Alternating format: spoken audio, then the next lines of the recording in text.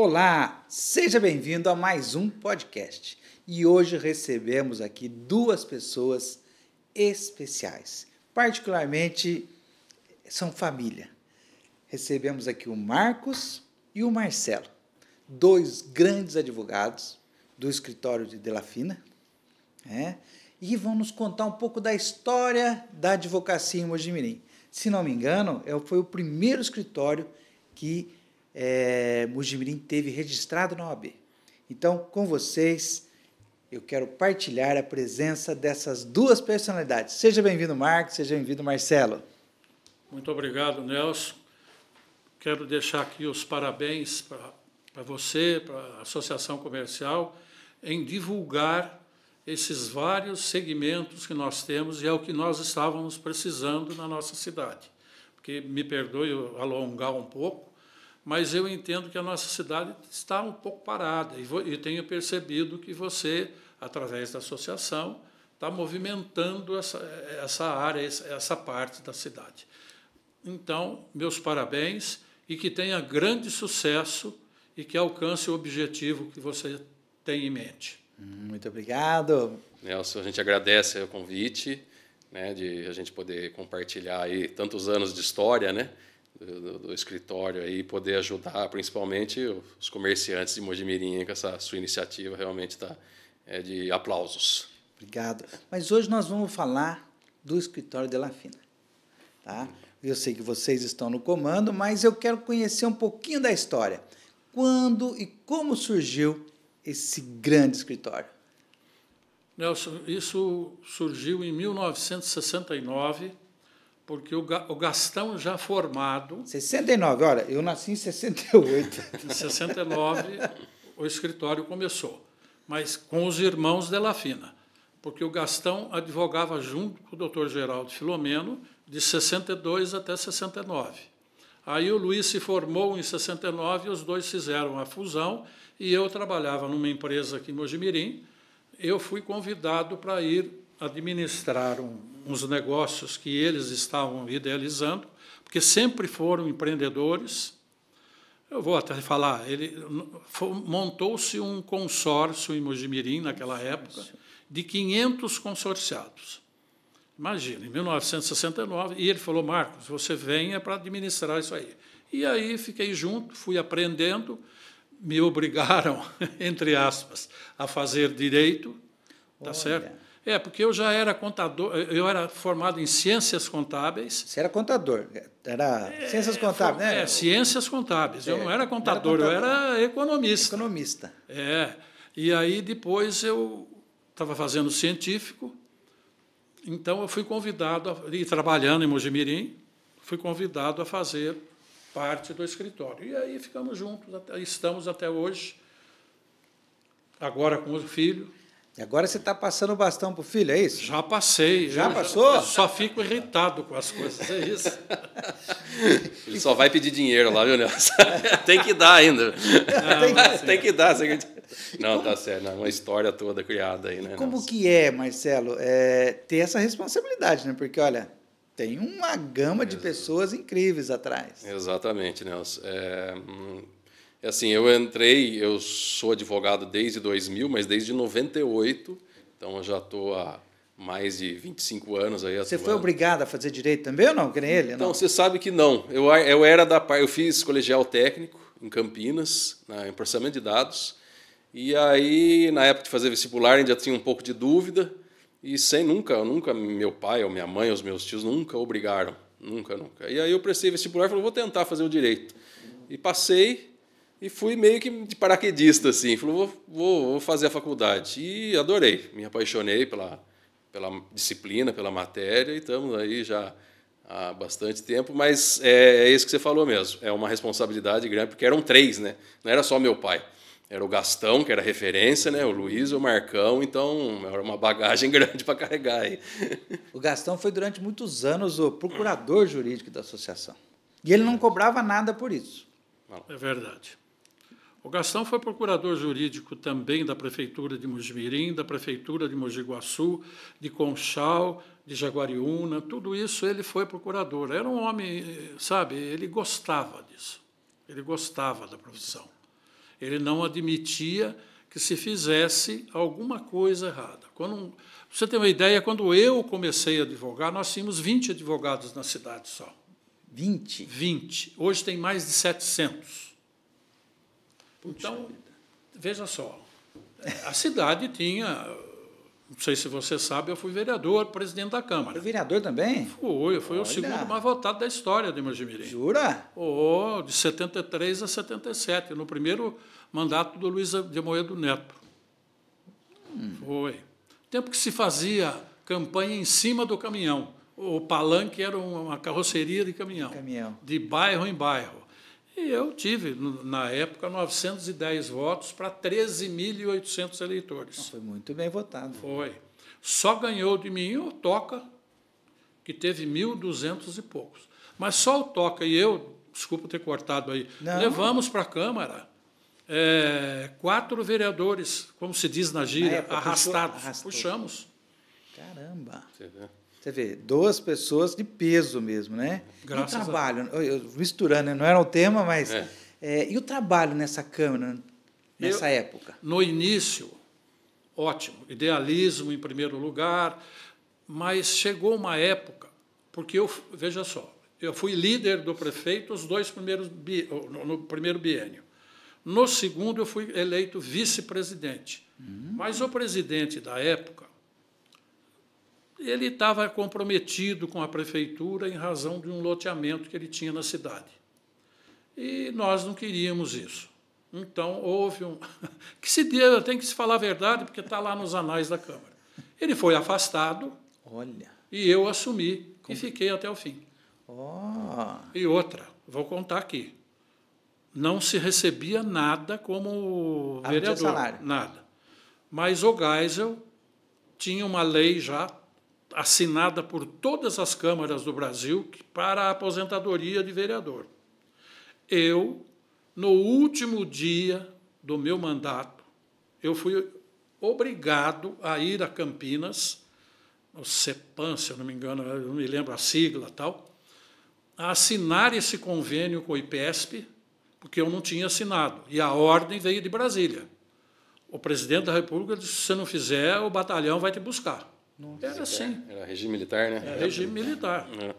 Então, o Beppe Albejante, que foi prefeito aqui, que foi deputado e era vereador em Campinas, ligou para mim por afinidade, porque ele é primo da minha cunhada, da mulher do Gastão, falou, Marcos, acho melhor você ir lá e assinar, porque senão você vai preso.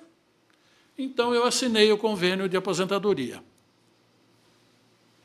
Não me aposentei, me orgulho de dizer isso, porque eu achava que é antiético você trabalhar, ficar 8 anos na Câmara e se aposentar, e um trabalhador ficar, como hoje, 40, 35 anos recolhendo e mal conseguia se aposentar. Não é válido isso. É verdade, olha que visão lá de trás, né? O Hernani propôs uma ação, o Hernani Granello, propôs uma ação contra a Câmara de Mojimirim para que os vereadores que tinham aposentado devolvessem o dinheiro. Eu fui o único que não devolvi. Não sei os outros, não posso dizer, mas não... Porque você não recebeu. Não recebeu. Tá certo. Olha que visão. Sabe, é o que eu digo, punha a cabeça no travesseiro e você dormia tranquilo, né? Ninguém podia dizer nada. Eu poderia apontar o dedo para... Eu sou assim, italiano, calabrês. O sujeito me tirar do sério, eu aponto o dedo para ele. É assim, o que eu vou fazer?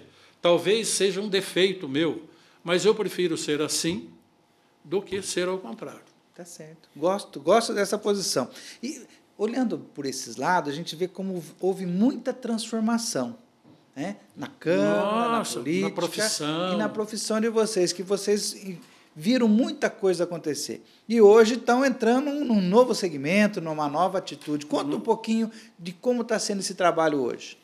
Está sendo bacana, viu? Desafiador, lógico, para todo mundo, mas você vê aí que são mais de 55 anos de história, você vê a índole que a gente aprendeu, então não é à toa que a gente está há 55 anos aí, né? O escritório está aí há 55 anos, agindo dessa forma, né? A gente sempre foi com ética, com lisura, sempre sendo responsável, né, na profissão, em qualquer uma. Mas isso são alicerces que eu estou trazendo desde essa época e que está se mantendo no escritório. Lógico, as dificuldades, mas está sendo uma transformação assim rápida. A gente, quantos planos econômicos, quantas crises passaram nesses 55 anos e estamos aí. Então, e hoje cada vez mais a gente está tendo que se rebolar aí com principalmente com essa parte digital de inteligência artificial, né? Então a gente está se adequando, se estruturando. Começamos a atuar no digital também, porque hoje escritório de advocacia acabou, viu, Nelson, aquela história de que escritório de advocacia é por indicação. Isso não existe mais hoje. Se a pessoa ficar sentada esperando o cliente vir, a pessoa vai morrer de fome. Olha. Hoje não tem mais. Então você tem que se estruturar. O escritório de advocacia hoje tem que ser tratado como empresa, como qualquer outra. Que antigamente, e eu peguei essa fase como escritório de advocacia indicação. Tinha os três, né? Os três nomes. Os 3 nomes de peso, e então era só ficar embaixo, sentado na cadeira que os clientes vinham. Hoje não é mais assim. Se você não tem uma presença, se você não é lembrado, né, você não vai sobreviver. Olha, entendeu? Interessante. E, Marcos, qual que é o segredo dessa longevidade? Você acha que você consegue mapear isso? Honestidade, em primeiro lugar. E vou contar aqui, cada um dos itens eu vou contar para você. Nós estivemos acompanhando, numa época, uma empresa aqui de Mojimirim, de um amigo dileto nosso, que o pai dele tinha um comércio aqui, e eles passaram por dificuldades, e os meus 2 irmãos é que cuidaram da parte jurídica deles, e, na época, eles não tinham como pagar. Eu vou contar aqui, depois você vai saber quem é. Fizemos, eles saíram da situação, chegou na hora de pagar, tinha que pagar. O pai desse amigo nosso ali não tinha. O tio veio e nos deu o Jardim Paulista como pagamento. Nossa. É isso aí, nos deu. Passou a escritura, tudo. Se quiser procurar, vai lá. Começava aqui no posto aqui de gasolina ali e subia. Vai embora. Puta. Era o cemitério antigo lá dos leprosos, aquelas coisas. Ia até o gauchão do Tchê. A Vossoroca inteira, quase. Chegava ali onde você está ali, virava, pegava, enfim. Tá. Aquilo ali veio para nós. Ficamos uns 3 anos. Passado esse período, esse tio do nosso amigo veio e falou com o Gastão. Gastão, hoje eu tenho dinheiro, Gastão, perfeitamente. Vamos no cartório, eu vou devolver para você, você me paga. Devolvemos. Puxa. Os prédios que hoje saem com o nosso amigo lá, era tudo nosso aquilo lá. Até a Avenida Pedro Botese. Eu acho, sabe, essa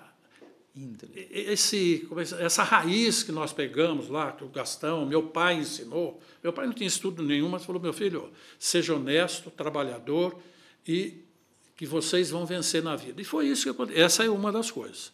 E também é evidente que você tem que ter conhecimento de causa, para que você possa advogar e não ficar, vamos dizer assim, aproveitando da situação, porque o cliente, quando te procura, coitado, ele está desesperado.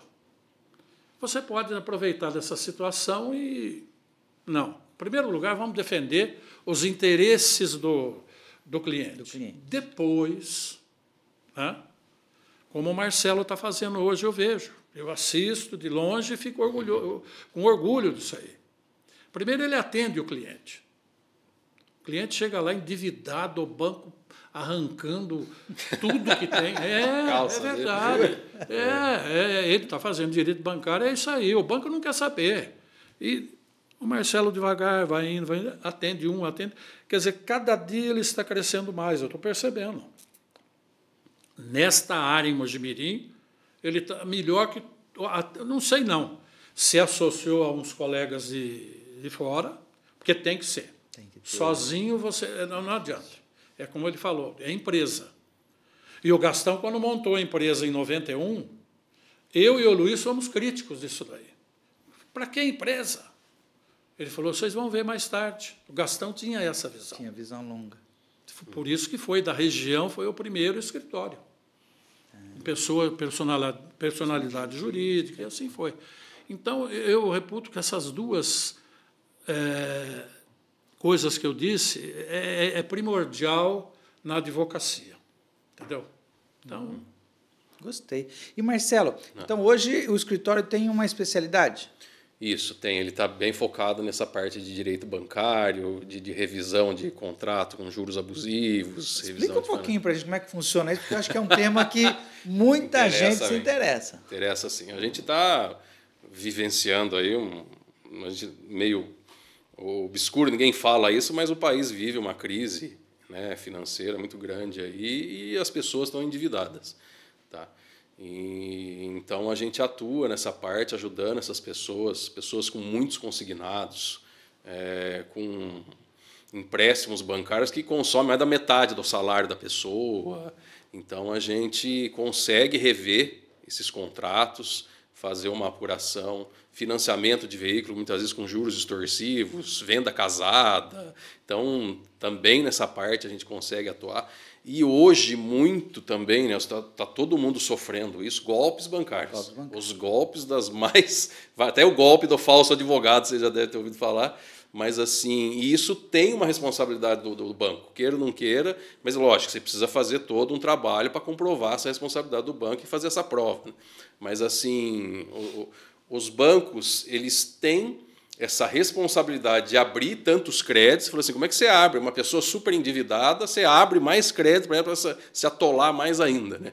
Então, a gente já tem essa responsabilidade social e essa parte da responsabilidade de golpes bancários, das pessoas que sofrem golpes bancários. Aí a gente também auxilia para tentar recuperar, que hoje até a gente aqui, os advogados, estão sujeitos, está todo mundo sujeito. Já que você falou de golpe, vamos falar desse golpe da Previdência, né? Nossa Senhora.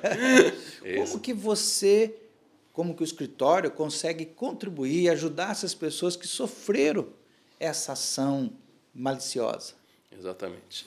O muito importante, Nelson, principalmente essa parte de previdência, é você conseguir fazer uma prova anterior, a parte administrativa, antes de você... apareceu um empréstimo na minha conta, não contratei, já entra com a ação. Não. A parte administrativa, né, essa é muito importante, porque você consegue tentar extrair do banco, ou pelo menos demonstrar a sua intenção boa-fé, de falar assim, olha, não fui eu que contratei, banco. Então, estou te notificando aqui, ou você me mostra provas de que eu contratei, ou você corrige isso. Então, o seu banco não apura isso de acordo com regras do Conselho Monetário Nacional, do Banco Central. Então, você está com meio caminho andado aí para você entrar com uma ação para pedir revisão, anulação de um consignado aí que a pessoa não fez. Então esse processo anterior sempre auxilia num processo jurídico futuro. Importante, exatamente. Préstimos. E também tem essa parte agora, uma recente lei que o governo autorizou de empréstimos da CLT, né, do Fundo de Garantia. Isso daí acaba sendo quase que um assassinato para o trabalhador, né, porque ele dá o Fundo de Garantia como garantia, quer dizer, se o cara não paga, o governo vai lá e pega, ou quem tomou o empréstimo, pega o fundo de garantia da pessoa, a pessoa não tem mais garantia nenhuma. Então, isso também é uma questão, um ponto importante de ser levantado para poder trazer à tona esse assunto para as pessoas analisarem, principalmente os nossos governantes, nossos legisladores, de repensar esse tipo de crédito, concessão de crédito, assim, para as pessoas superendividadas, né, para as pessoas, porque a pessoa acaba não ficando com um mínimo existencial, que a gente fala. A pessoa não tem dinheiro para comer. Entendi. Porque é tanta coisa comer no salário dela, né, e mais golpes e mais empréstimo consignado, então a gente atua nessa parte para poder livrar a pessoa desse martírio aí. Ô Marcos, no seu tempo tinha essas ações também, essas questões de fraude? Não. Era mais sério, os bancos eram mais sérios, é verdade. E as pessoas também tinham a cabeça mais no lugar, porque hoje o consumismo ela empurra o coitado, o trabalhador, ele vê o amigo com um carro novo ou com um carro melhorzinho, ele quer fazer também o celular, aquele celular de 80 polegadas, né? Você vê, ele quer ter aquilo lá. E ele assim vai se endividando. Para você ter uma ideia, o Marcelo estava falando, o Marcelo tem clientes do Brasil inteiro. Do Brasil inteiro? Essa parte do digital é bacana por causa disso. Do agro. Ele tem clientes de ações monstruosas, não é ação de 1 milhão, não. É coisa enorme, tá certo? E ele faz isso junto. É lógico, você veja como é que ele entende. Sozinho ele não ia dar conta. Então, ele contratou um escritório que mexe com isso e são parceiros já há mais de anos, estão fazendo junto, e parece que são irmãos, porque eles conversam, eu escuto a conversa. Sabe, é afinidade. O pessoal de lá. A importância como a advocacia se transformou, voltando à pergunta anterior. Se você não faz esse tipo de atuação, eu te defendo, mas eu tenho um escritório parceiro que te ajuda na terra que você está, tal, você não vai. Você vai ficar limitado. Numa dessa, aquela frase que às vezes a gente escuta, a IA vai acabar com os advogados. Não vai. Desculpa a expressão, não é? Mas assim, a desculpa do aleijado é a muleta. Porque o mercado da advocacia está saturado. Não, se você souber trabalhar, não está. Só de falar de questão de endividados, aí você vê, está todo mundo endividado. Então você tem mercado para atuar. É só saber atuar. Entendeu? Então você vê um dos ramos aí, essa parte do agronegócio aí que é bacana também. Que também está sofrendo, viu? Também está sofrendo. Com dívida. É de Porto Alegre, né? O seu cliente lá? Um é de Porto Alegre e o outro ele é de Arthur Nogueira, mas tem terras em Mato Grosso. Puxa. Tem que ele foi procurado por um cliente que quantos veículos ele tinha, caminhões, não sei. Tinha mais de 16, acho que quase 16 veículos. Fazer financiamento. Nossa, não aguentava mais. Não aguentava mais. Ele fazia financiamento, refinanciava aquele negócio. O banco vai empurrando você para isso. E depois ele toma tudo. Então. Puxa vida. E é interessante, então, que essa sua especialidade acaba ajudando realmente não só pessoas normais, mas também as indústrias, as empresas a se recuperarem e a manter os empregos. Exatamente. Não tá e ele é procurado muito por pessoas simples. E eu acho isso bonito, porque ele atende com a mesma vontade que atende o grande empresário de Porto Alegre, de Arthur Nogueira, ele atende. E não pense você que... Olha, quando o sujeito pode pagar consulta, paga. E consulta, mas olha, que não chega nem metade do que os médicos. Nada contra os médicos. Nada contra os médicos. Tá? Que um médico hoje cobra. Entendi. Sabe, eu percebo.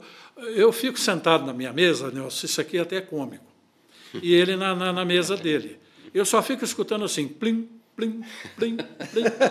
Eu falei, Marcelo, o que é isso? Ele falou assim, é o WhatsApp meu. Os leads chegando. Nunca vi coisa igual, mas chega a 300, 400 toques no computador dele. De consulta? De consulta. Ele sai todo dia 9, 10 horas do escritório. Se deixar, vai embora, rapaz. Tem o seu lado bom, né? Que você mas assim. Mas tem que ser responsável. É isso aí.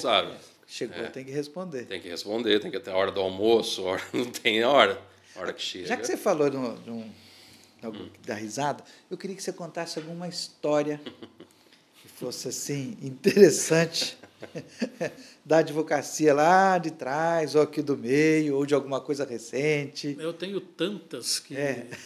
Conta aquela história do roubo. Tem o do roubo e do pai de família, que tinha 2 famílias. Essa é boa. Vocês vão gostar. Nós adoramos a comida do cara lá. Tinha uma família de Mojimirim, um senhor, casado, engravidou a mulher. A mulher deu à luz, ele foi para o Iguaçu, arrumou um amante e engravidou lá a outra. Então, ele teve 9 filhos. 5 aqui, 4 lá. Opa! Ela ficou assustada. Na quarentena dela aqui, ele ia lá e fazia um lá. Só que aí, por que ele foi no escritório? Ele doou. Aí ele morreu. Não, primeiro ele morreu.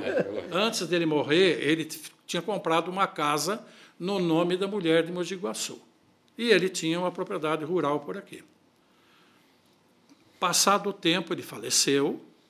Aí, é evidente que os filhos de Mogi Guaçu queriam a parte deles aqui. Lógico, são filhos. E deu tudo certo, resolveu tudo. O Marcelo até acabou resolvendo os últimos, mas essa era... Então, o Gastão falava assim, no intervalo de um, nascia outro no Guaçu, no intervalo do Guaçu, nascia um aqui. 9 filhos. 9 filhos. Italianão forte, sabe? E um outro, eu logo no começo da advocacia, eu fui nomeado para defender 3 garotos que estavam sendo acusados.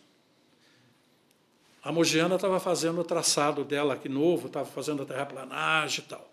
E aonde tem a churrasqueira, aquela fábrica de churrasqueira, aquela ponte ali, naquele tempo era um terrão alto, que eles estavam fazendo a parte de terraplanagem. Tinha o ferro velho do Melinho ali. E era meu amigo particular. Aliás, ele faleceu agora há pouco tempo, Cláudio. E esses meninos foram lá e roubaram um motor de Fusca.